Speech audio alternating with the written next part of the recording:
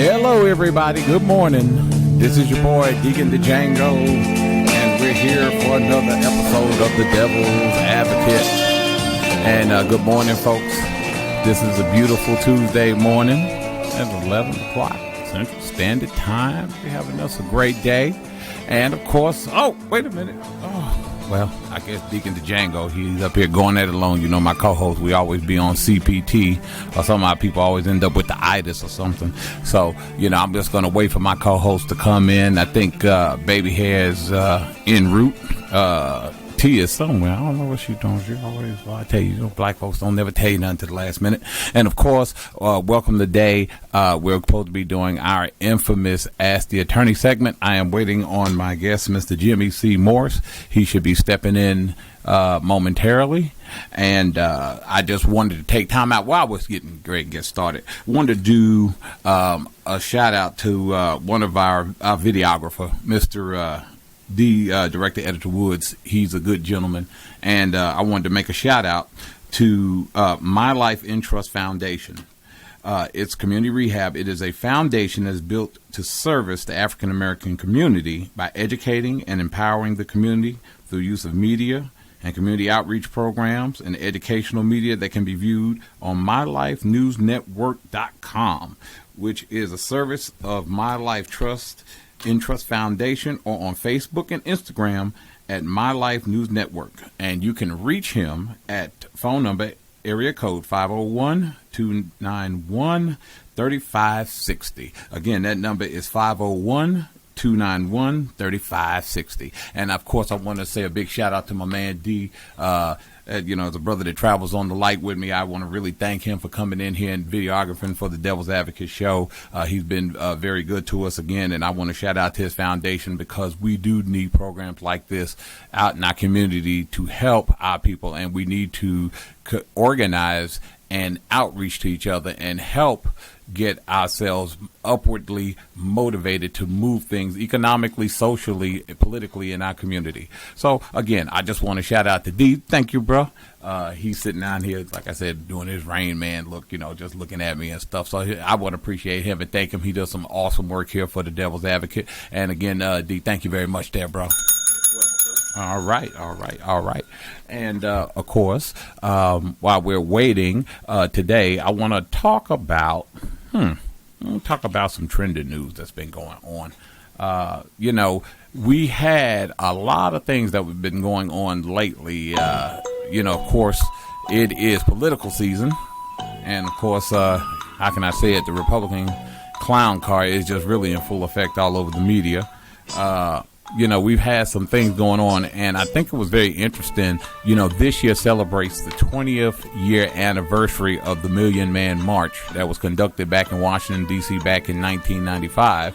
And, I mean, I thought it was just very interesting. You didn't really see a lot of coverage on it this year. I don't really understand that.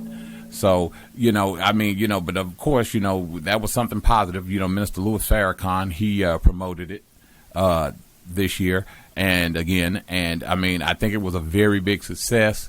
I guess he was supposed to have been out there at it. He was a legal observer, and it was really good to see young black men coming out and fellowshipping and doing all sorts of things to get the community consciously aware about the problems that are going on in our community. So, you know, like I said, that was very interesting. I think I didn't see hardly any coverage of it, and I think it was a very landmark occasion to celebrate 20 years and to see our black men coming out here and trying to get empowered and getting involved in the community to do things. So, I mean, you know, of course, we'll touch up upon that in another minute. But what I'm going to do, since I'm still sitting around here and I'm waiting for my people to come in, of course, again, we're on CPT. We're just going to take us a little break in a minute, and we'll be back momentarily. We're going to run a few things, and, of course, we'll be back. Devil's Advocate. Thanks, guys, for seeing here. See you in a minute. Well, everybody, welcome back. We're back here at the Devil's Advocate. It looks like I'm rolling solo today. I don't know. My co-host, I'm going to have to go and find them $5. They just sitting around here, just leaving me out here on the plate. But you know, it's all good. We all family. I mean, a lot of them have other things they have to get going on, and we have to kind of squeeze us in when we can do it. So, anywho, I have a topic today that I want to talk about that came in the room that was very interesting, to say the least. While we're waiting on our guest here, let's see if I can just pull it up right quick here, ladies and gentlemen. Oh, he's here. And this was concerning, and I guess I call this topic Meet the In-Laws. And this topic is concerning about relationships and marriages is that, and it goes real simple. If you are in a relationship or if you are married to a person, how important is it for you to get,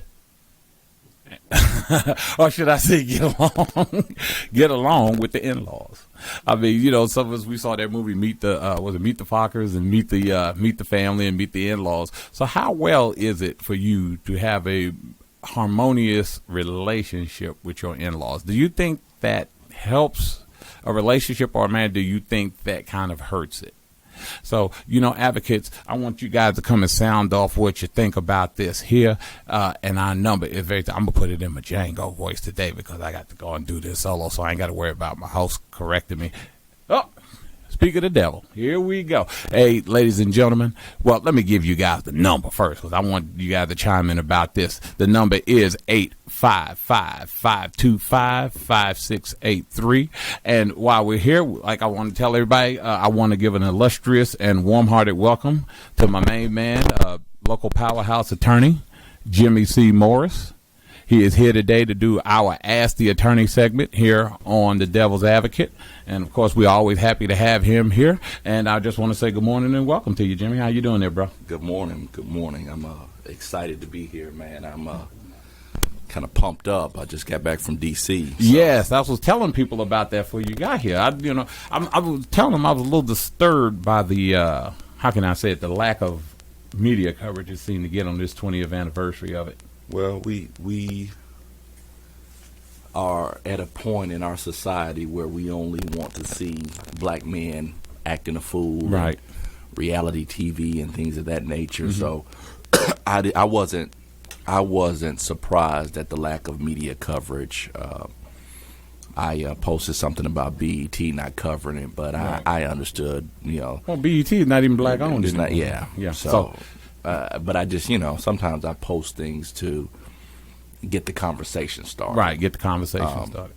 Because the other things that you would suggest may be too much of a burden on people. So sometimes you got to take a person gradually. You can't feed a baby meat. You have to give them a little bit of milk here and there and get them to a point where they start looking at things critically. Okay. Jimmy, hold that thought for a second. Look like we got a caller. Hello, caller. This is Django of the law firm Rob Steele and Cheatham. We will not overbill. Go ahead. We're doing our Ask the Attorney segment. Do you have a question for our attorney? Y'all got a lot of static on the line, and I can barely hear you guys. Okay. Well, we're going to try to correct that. So I don't know what that is. Okay. Well, how you doing, Jen? I'm doing well. First things first, I would like to say on looking back on the 20th anniversary of the Million Man March, I would like to extend a thank you to Attorney Jimmy Norris, as well as all the other brothers that participated in this event, that uploaded photos from it, because I guess the media did not consider this to be a big thing for whatever reason. You know, our black men can go kill someone or be shot in the street, right? And that makes news. Right. But see, a gathering of brothers come together to say, I am a black man, I am a father, I am a son, I am a husband, I am a brother, I'm here to make a difference, goes unnoticed. So I just want to say thank you once again to Jimmy Norris and those other brothers who went out there and they posted pictures and they were involved and they posted videos, because this was something that was very necessary. Right. Very necessary. Now, let me ask you this. But, moving on to what you had to say, Deacon, in regards to the in-laws and the importance of that thereof. Oh, the in-laws, yeah. Meet the in-laws. And people can't hear because there is so much static. Okay. Go ahead. Jen? Uh-oh. It's a lot of static. I can't hear. Okay. Okay, what I need you to do me a favor. I need you to hang up and call right back, and maybe we'll give you on a clear call. Can you do that? I think she's saying it's on the radio. The radio is static. I don't know. Yeah. Jen, can you hear me? Oh. Yeah, it might be her phone. Do me a favor, Jen. If you get a minute, call back because it might be on your phone. But just go ahead and call us back. Well, you know, and I'll tell you this, man. And I tried when I went to D.C. to take 200 photos. That was my goal. Some people don't know, but generally when I'm in an environment like that, especially when it's related to Minister Farrakhan, I'm generally working. And so I had dual credentials. I had credentials as an attorney, and I had credentials as a public relations person. So I was in the VIP section, but my job at that point was to put out fires. And one of the things that Minister Farrakhan is clear on, and I'll share this with you. I am one of his attorneys. Is that he does not like for his welcome guests to be irritated or given an ill response from the brothers. You see the brothers in the uniform and whatnot. And so I spent the majority of the morning, and of course I arrived at 5 a.m., majority of the morning making sure Minister Farrakhan's guests were given, a warm welcome, putting out different fires. And I tried my best. And I will say this. I am a Q. I'm a member of Omega Psi Phi. But I wanted to make sure that all of the members of the Divine Nine, if their president or vice president or even their regional person was there, I wanted to make sure they got a good seat. Now, the Sigma showed up early. They showed up. There's a lot of them. We always joke, Q to Sigma, that it's a whole lot of them. But on that day, I was so happy to see all those brothers in blue and white, and I can't thank them enough for showing up, and they were responsive. They were respectful, and I mean, it was beautiful to see them. I will say this, the Qs, we showed up in numbers. We did show up a little late. Our grand bossler showed up a little late, but we still got him taken care of. Y'all don't see PT, bro? Well, it's just sometimes these events you don't understand that there are so many people that are trying to get there. I mean, Diddy and Jeezy showed up, right before the speech. Russell Simmons, we had to get him a seat. So we running trying to get these individuals accommodated because you don't want to, you don't want to embarrass the minister by making sure his guests don't get welcomed. It's kind of like what you would do if you were an ambassador for the president. Well, no, not necessarily that, but if there's a book out about protocol for the United States, and there's certain things you do, certain names you call a person, and so if you're dealing with somebody's business like that, then you want to make sure that you don't call a potentate a king, or you don't want to call a king a potentate. You don't want to call somebody doctor if they prefer Mr. You don't want to call a wife Mrs. if she's a doctor. So you're keeping in mind all of these things because you want to make certain that these guests are accommodated. So I worked the march more than I was able to see. I tried to get my son to take pictures because I had him in there with me, and it was like pulling teeth to get my son to do anything. But I think he really enjoyed the experience. Well, everybody, we have all sorts of hello, baby here. How are you doing? I'm doing good. How are y'all this morning? Oh, we are great. We're having all sorts of technical issues. We're doing our Ask the Attorney segment. But Well, let me do this. While we're sitting around here trying to get our bearings again with us, let's go ahead and take a quick break. If you guys have any questions you want to ask the attorney, don't forget to dial 855-525-5683 for any of your questions, concerns. You may need some legal representation, cohabitate with goats, stuff like that. Call us back. We'll be right back. Well, I think we almost had us a Black Panther meeting in here for a hot second before we came back on. But everyone... I want to welcome us back to this segment of Devil's Advocate, our Ask the Attorney segment with local powerhouse attorney Jimmy C. Morris. That boy here for us to be reckoned with. And I like it because, like so many young attorneys out here, African-American attorneys, he is out here getting down in these streets, and he's making himself known, and he, like I said, he's being a force to reckon with. I personally recommend him. I ain't gonna tell you why, but I personally recommend him, and he's good. And if you need any legal representation, I would definitely suggest you try him. He has a law firm, the Morris Law Firm here in Little Rock. Bear with us because I'm a crafter. We're going to get him a commercial done this week, and again, we are talking about again his ventures and voyages over here at the Million Man March, the 20th anniversary, and of course, we have our famous, illustrious, sexy co-host Baby Hair. She finally came down swinging on a pole day. I finally made it back in. You finally made it back in? Finally made it back in. How you and Jay been doing? This is the first stop. This is my first stop. Well, I'll feed you today. Don't worry about it. Django's going to he take care of you. You know what I'm saying?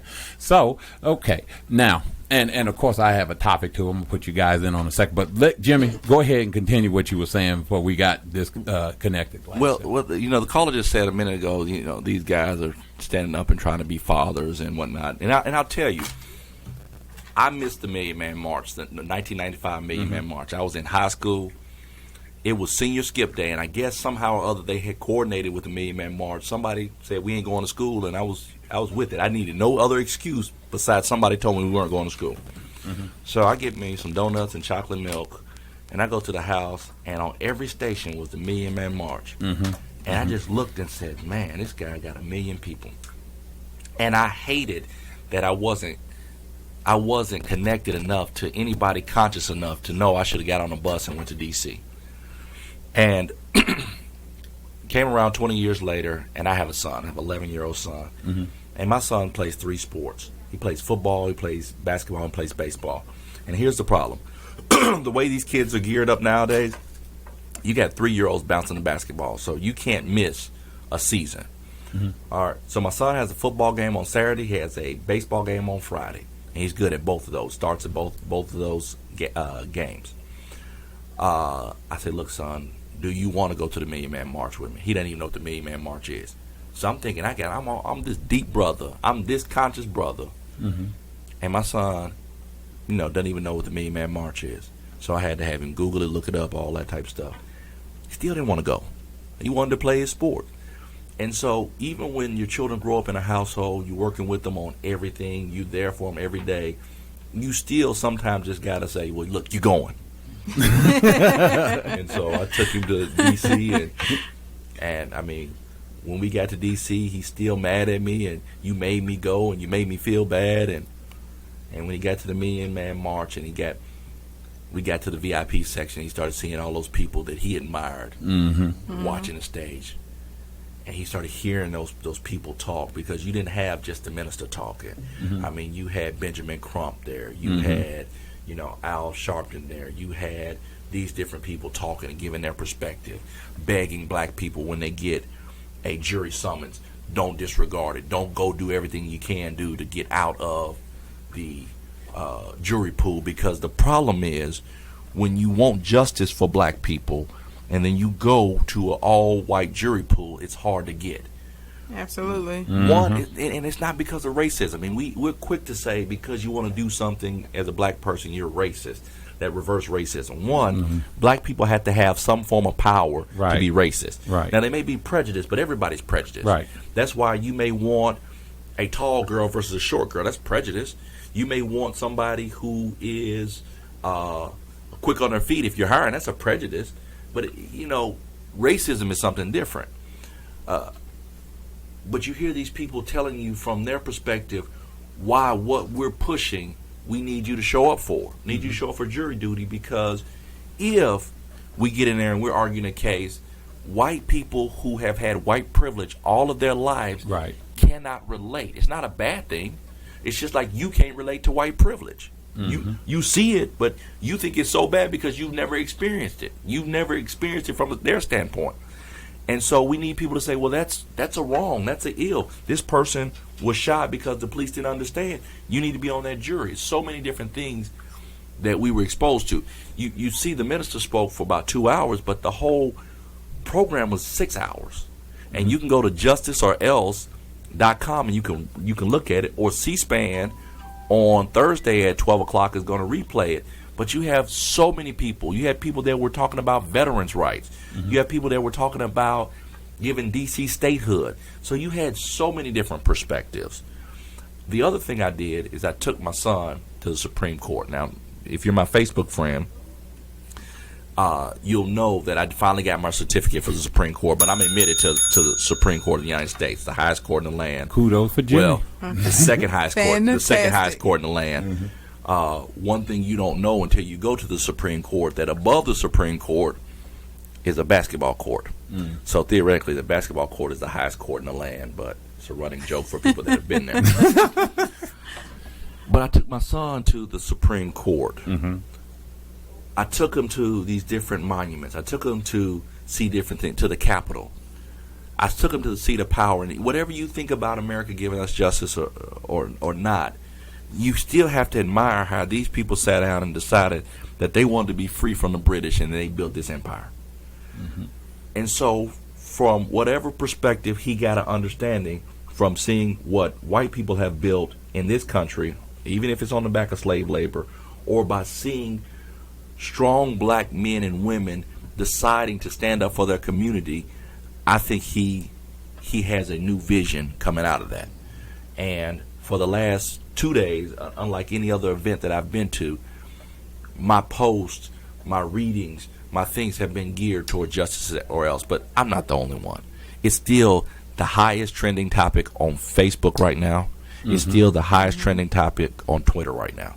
So it has impacted a lot of people, and I was so happy to be a part of it. I was so happy to accommodate as many people as I could. I saw one of my young frat brothers who was out in the crowd behind the VIP, and I had a couple VIP passes, and I put him up front so he can hear the minister. So I was just happy to be in a position to do that, and be in a position to serve, and to be in a position to see it myself, to say I was part of history, and I was happy that I drug my son to the Million Man March. All right. That's what I'm talking about right there. Baby hair, darling. What do you think? You go, I agree. You know, I get all worked up about these types of things because I grew up in the country. And so I was very aware of what other people thought of me just because of the color of my skin. And as I've grown in my career and I've, amassed success, and, I have an office here and an office there, and yes, I work all over the country, but at least once a year, I will still get someone who will remind me exactly what they think of me because I'm a black woman. And so I do feel that a lot of parents should do a better job of encouraging and instilling in their children and getting them to realize the bigger picture and how you have to affect change. So there are a lot of people, and I'm not even talking about teenagers, there are other people in their 30s, that are my age, because they've become blind to this and they'd rather fill up their minds with, Love and Hip Hop or Scandal or Empire or whatever. And I'm not saying there's anything wrong with being entertained, but you also have to educate yourself. And like Jimmy was saying, jury duty. Everybody's like, oh, I'm not going to jury duty. I got to get out of there. Well, how do you expect our system to change? How do you expect to get justice for the other young black men and women that are there in court on trial when you're stacked against an all-white jury and they automatically think less of you or feel that you could be a criminal, or if you're a black man that you're intimidating just because maybe you're tall or you have a darker tone, those sorts of types of things. So I completely agree. I'm proud of him that he took his son to the Million Man March. I think that things like that are something that everyone should experience. When I was younger, my parents took us to D.C., and we got to go and visit the courthouses, and we got to sit in some of the juries, and we got to go and visit the monuments and go through, the museums and learn different things and say, this is how things work, and if you want to change, this is how you affect it. So I commend you, and I think it's great, and I wish more of us, and when I say young people, I'm not even referring to teenagers, I'm referring to others in your 20s and in your 30s, to get more educated and to get more proactive and stop sitting around saying, oh, I can't get ahead, because white people control everything, or I can't get ahead because of A, B, C, and D, and you guys are not voting, you're not going to jury duty, you're not volunteering, you're not educating your children in your own home about what's going on. And there are a lot of things that we just don't know, one of my favorite Bible verses is, we suffer from a lack of knowledge, but then it goes right behind and says, because we reject knowledge. Absolutely. We reject knowledge. If you go back and, I understand, Malcolm X and Louis Farrakhan, and they say some things that are kind of shocking. And I can understand that, but let's look at Martin Luther King. If you look at the movie Selma, they had to get voting rights because the jury pools were tied to voting. Right. And so if you can't get registered to vote, you can't get on a jury. Right. So when white police officers were shooting and killing people down in Selma, they would get an all-white jury that would acquit them easily. Right. And so the right to vote is something that we take for granted, but the reality of it is people line up every day to strip it. And then if you look at this, slavery still exists in America. I know you're going to tell me about Lincoln and the Emancipation Proclamation and all that. And I don't care nothing about what you're about to tell me, because the 13th Amendment says that slavery or involuntary servitude shall not exist unless duly convicted of a crime. It doesn't even say a felony. Duly convicted of a crime. So when a person is convicted of a crime, regardless of what it is, they can lose their freedom. All right? Now, if it's a felony, you lose other rights. You lose the right to vote, the right to keep arms, all of those things. You may even lose the right to associate. You can't be around certain people. Right. You may lose the right that the 21st Amendment guarantees you to have a drink if you want to do so because you're on probation or parole. Right. But even in that, when you lose the right to vote, you still can get that right back. You can petition to get that right back. But so many of us don't know that. So what happens is Pookie Ray gets arrested at 18. He gets a conviction, a felony conviction. He thinks he can't vote for the rest of his life. And you have a section of the population that can't even play in the political system. Absolutely. You have a section of the population that now, if convicted of a felony, you can't sit on a jury. Right. And so you're talking about voting being tied to the jury pool. So in Pulaski County, we've changed it up a little bit. Now all you have to do is have a driver's license. Well, then you get your license suspended, or you don't have a driver's license, then you can't get on the jury pool. Ask yourself the question, why are people so geared towards keeping you out of the jury pool? Bing. I'll give you 3 guesses and 2 don't count. And then at that, when we get picked, we got to go do something else. Well, what's so important? Because somebody's freedom might be on the line. Somebody's civil rights might be on the line. What's so important? Oh, I got to go to the dentist. Oh, I got to pick my child up from school. The funniest part about life is this. People are so not messed up about something until their ox gets gored. In other words, until their third cousin gets picked up. Now they're all of a sudden worried about how unjust the justice system is. Well, here's the deal. You can play a part in it right now by registering to vote, getting your license, and if you get called for jury duty, unless they can find a reason to exclude you, you sit on that jury. All right? All right. So what we're going to do, we're going to take us another break, and then we're going to come back to our topic, which was something I hit just before you guys got here. I think I want to get you guys' professional opinion. Django, before you get the topic, can I give one of my favorite quotes that motivates me continuously? Yes, you can. I need for y'all to understand that this has been going on for a very long time. And as Jimmy said, people, reject the education Willie Lynch knew this very well, and I'm sure y'all know who Willie Lynch is, and he said, if you want to hide something from I'm not going to say the word that he used, put it in a book. So I just challenge you all, even if you don't have time to read, then go to the library and get an ebook. And as you're driving around town, running your errands, listen to a book, educate yourself, read articles, follow people in your Facebook timelines, on your Instagram, and in your social media that are actually promoting change and trying to educate. Whatever it is that you need to do to educate yourself and to consume that information, I challenge you all to do it, because it is very true. Everything we want to know is out there in some form, in some book, in some literature, and I need for you all to become open to it. Okay, that's it. Carry on. Yeah, that's right. You want black folks to find something, put it in a pair of Jordans. But anyway, we're going to be right back. We're going to hit this topic. And, of course, again, I'm here with Powerhouse Attorney Jimmy C. Morris from Little Rock. And, of course, my fine co-host, Baby Hair. Isn't she lovely? Don't you guys agree? Oh, you're so sweet. And we will be right back, folks. Okay, everybody. Welcome back. We are back, and now we are rolling. We are flowing. In fact, wait a minute. Hold on. Let me go and look over here. Look at these two right here.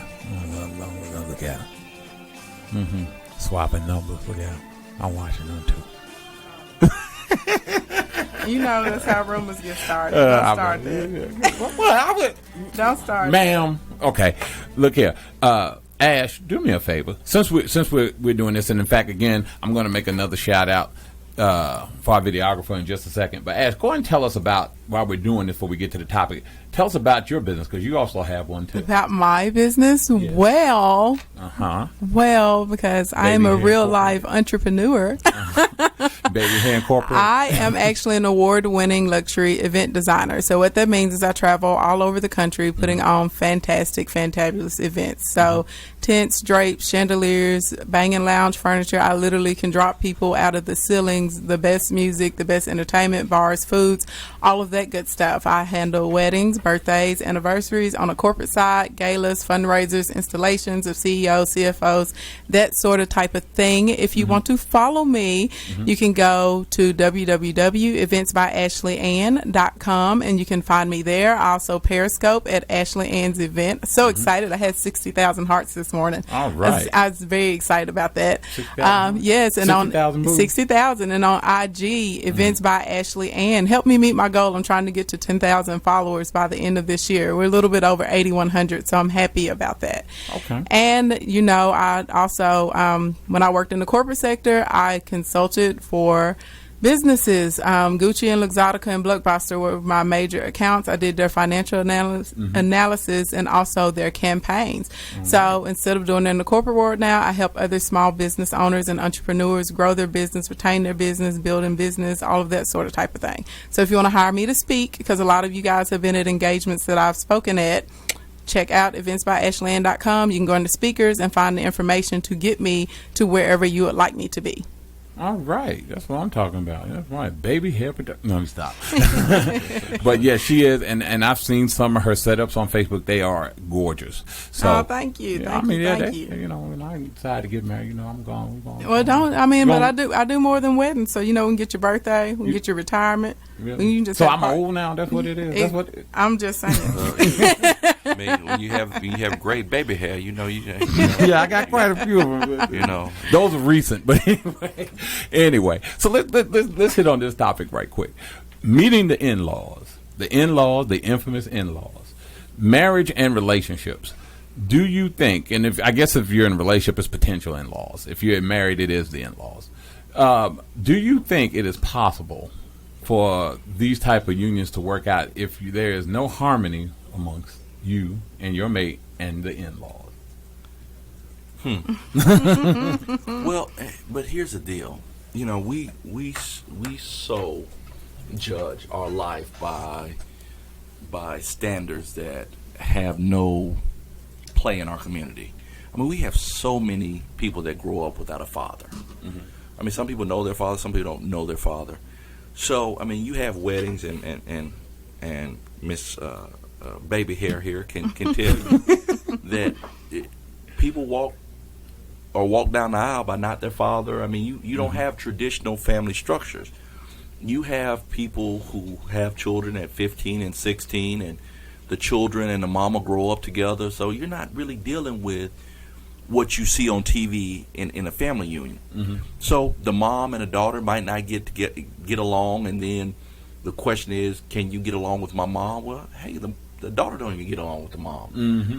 So when you're trying to restructure a family unit that has been destroyed, it's been destroyed through just slavery period, or even other societal factors. I don't think you can base, if you're going to have a loving marriage, on if the mom likes you, the dad likes you, and those are some things that may be problematic. I'll give you an example, and this kind of hits close to home, but when I was married, my ex-wife now, her father didn't participate or play a role in her life. Mm-hmm. And so it was very difficult. And I'll tell you, her mother, I get along with her mother, I get along with her grandmother now. Mm-hmm. I mean, because that's my children or grandchildren. Mm-hmm.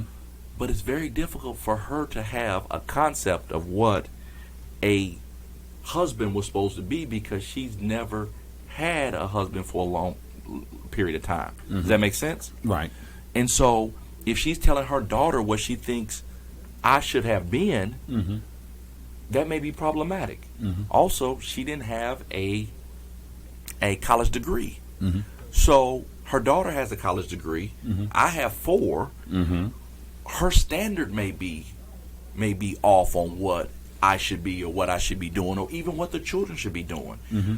You know, my son and the grandmother are at a crossroads right now, because I believe that my son's education is getting to a point where the grandmother can't argue with with my son. Mm-hmm.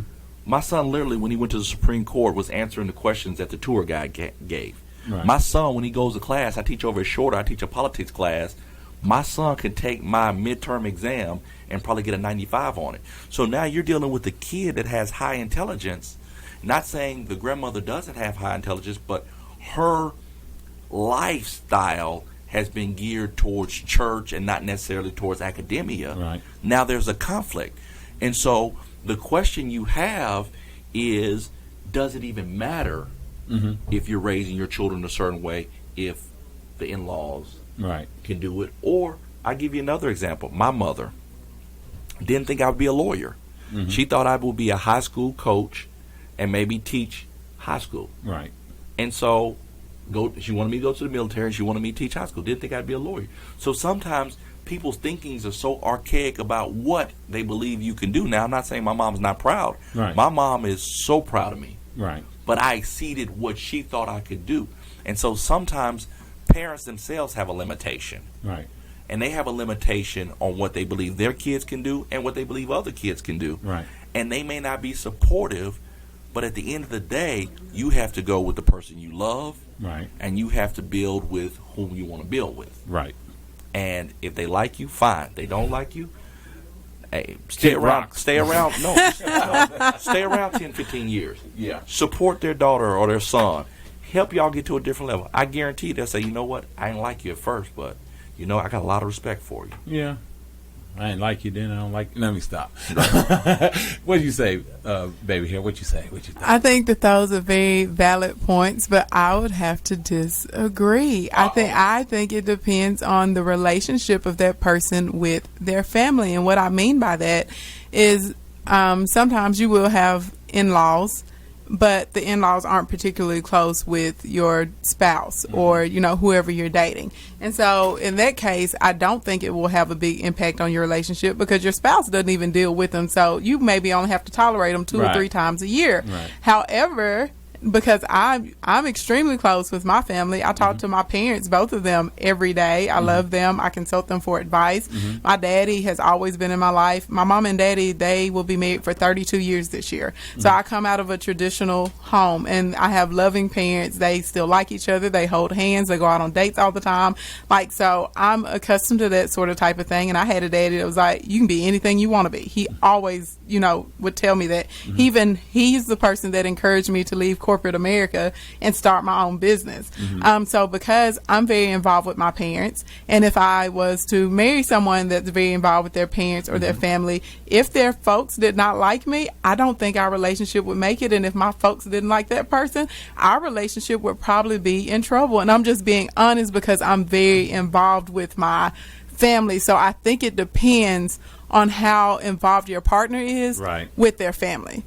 Well, and what type of home they come out of. So like Jimmy was saying that his ex, you know, her mother didn't have a model of a husband, and she's given her, you know, maybe not so great advice of how she should be treating a husband. I come from a family where everyone in there is married, and they've been married for 50 years, 60 years, that sort of type of thing.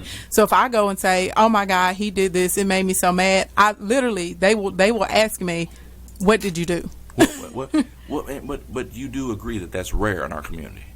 Absolutely. Okay. Absolutely. Yes, I agree with you to that point. And here's the deal, and here's what you have to realize. There are so many fatherless homes. There's so many fatherless homes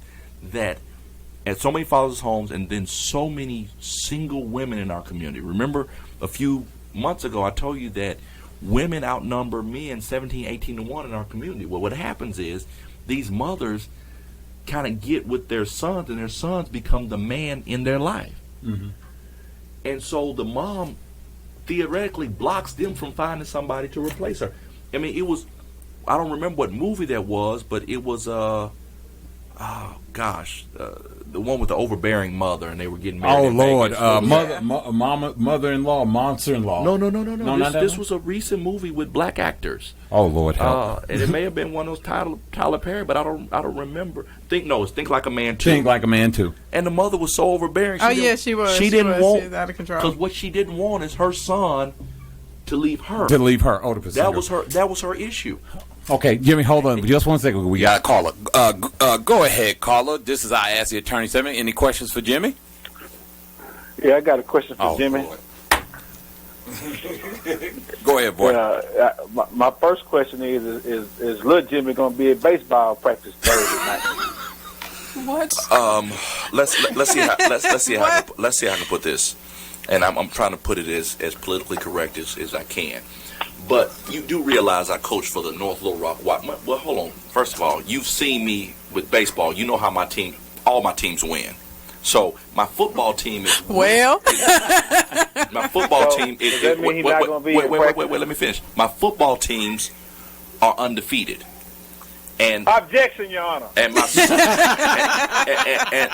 and my son's team that he plays on is also undefeated, and he is the starting. He's a starting defensive end.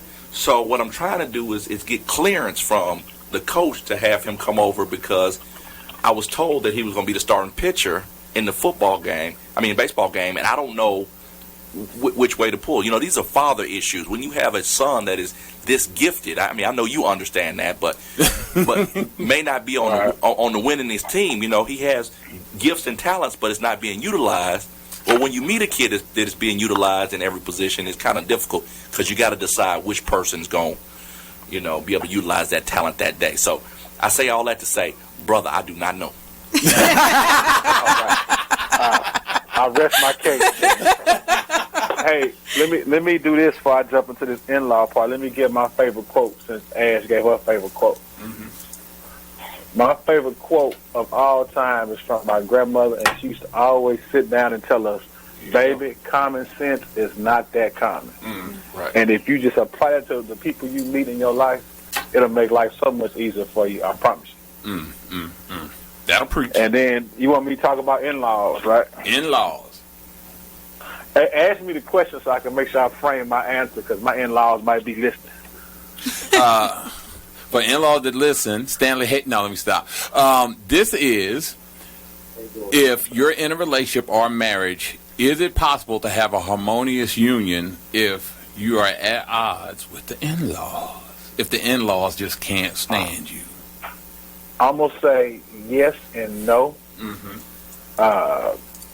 And my personal relationship, my in-laws and I have an off and on type appreciation for each other. But I think that the points I raise to the issues I have with the in-laws, it sometimes makes my marriage to my wife stronger because I just bring up valid points. And my points have always been involved around the relationship the in-laws have with our children. Because I didn't grow up, I wasn't blessed to have the traditional family. I grew up in my grandmother's house. And so the relationship her and I have is stronger than, as strong as I'm sure most mothers and fathers have with their children. So I would appreciate if my in-laws invested more time into my kids. Just for the simple fact of, it's, if we could just get a date night once a month to where they would go to grandparents or something like that, that'd be great. But, I can't have the in-laws that tend to show up at my kids' performances and games rather than the little things that the kids really kind of want from them. And so the relationship is fine, but like one particular person in our family I don't get along with because he and I don't see eye to eye on his interaction with our children. Okay. So my wife supports my stance on that because, it's just, I can't wait to be a grandfather because I know I'm going to do right by my grandkids. Right. And I think that as a grandparent, you should show up other than when your grandson is scoring touchdowns or hitting home runs or scoring baskets. You should be there, to pick them up from school every now and then and take them to get a scoop of ice cream or, I just think that today's in-laws are kind of in the mindset of I support financially when I'm asked, and I come to events. I'm an awesome grandparent, and I wasn't raised like that, so I don't understand that concept. Right. And I'm of the mind that I think, and this is just Django speaking here, is that I don't think it's impossible. It's impossibility versus improbability. And just because something is improbable doesn't make it impossible. I don't think that it's impossible for you to have a good union if your in-laws don't like you, but it's highly improbable because eventually, like I said, those family gatherings, especially if that family is tight, there is going to be dissension there. Yeah, I agree. I don't think it's impossible, but you definitely uphill. It's an uphill journey. But like her parents were divorced, so now I get along a lot better with her mom and her stepfather because we have a mutual understanding. And again, I think always with me, if you ever ask me if I have the issue, I don't care if you the in-law, the judge, whoever, I'm gonna tell you, how I feel because that's how I was raised. I was raised that a man speaks his mind, a punk hold his tongue. There's no punk in me. I don't watch Love and Hip Hop Hollywood, so I don't know nothing about that. So I just think that, as a man, you always stand your ground, especially when it comes to your kids, because as the man of the house, that's exactly what I am. I'm the man of my house. Right. And if I'm not asking you to support or to add anything to my house, then you got to respect whatever it is or however I try to run my house. Right. Jimmy, you want to respond? I'm all good for advice, but, you got to come and be correct. Right. Well, but I guess the question would be, would it cause you all to have more friction if you didn't get along with her parents or vice versa? I mean, you're expressing what you would like from her parents, but I mean, think about it from the perspective of what if her parents lived in California? What could they actually come and do? So it's kind of like what I heard. This is what I heard. It's kind of like my son who says, I don't have the latest Jordans. Okay, but you got good shoes. And that's the thing about it. You know, from the standpoint you're saying, I wish they would do this, I wish they would do that, but take from where they are and look at what if they did nothing, or what if they didn't care at all? Would that still affect your marriage, or are y'all solid enough that it wouldn't matter one way or another? I think we've grown to that. We've been together for 16, 17 years at this point, so now we kind of knew what it is. As it continues to get better, or if it continues to get worse, it doesn't matter, because the bond we have, I think, it takes a lot of, you really got to get in that Bible, man. And when that Bible tells you that you got to cleave to your spouse, that's what you got to do. That's right. And so, even if, I think stuff like that, though, your mom and honestly. dad will get along, right? Uh-oh, baby hair got No, something. I'm just saying, I just think overall people should have these types of conversations, because for me, I know how important family is to me, and there's only so far we can go in a relationship anyway before I want to meet your mama and your sisters and all of that and see how we all get along and vibe with one another. And I know this is just me personally. If I was dating a guy and for some reason, his mama and his sisters, and that's one thing if you just have an overbearing mom, because you can tell because the other family will like you and accept you or something like that. But if everybody in that family is just like, I'm just going to be honest, I'm probably not going to continue further in my relationship because I don't care how people want to admit it. Your family and people close to you, they have an influence on you. All right. Stanley, thank you, bro. I appreciate it. We're running low on time. But thank you again for calling as always. I still host Stanley. That boy got my pressure up again. Jimmy, I want to thank you so much for being here today. As I asked attorney, you're always informative and insightful as always. Of course, we want to have you back. Baby hair, thank you for calling in today. I thought y'all was gonna leave me hanging today. No, as soon as I got back into town, I made a beeline right here. Okay. Well, folks, we are on our way to Burger House to get some grub. We want to thank y'all. Follow us on Facebook, follow us on Instagram. I will have Mr. Morris's commercial out this week, so y'all go ahead and pay him a visit. Go ahead and let him represent you guys for anything. So he does that. And at the end of the day, we're out of here. And remember, if you can't stand the heat, stay out of Hell's Kitchen. Bye, folks.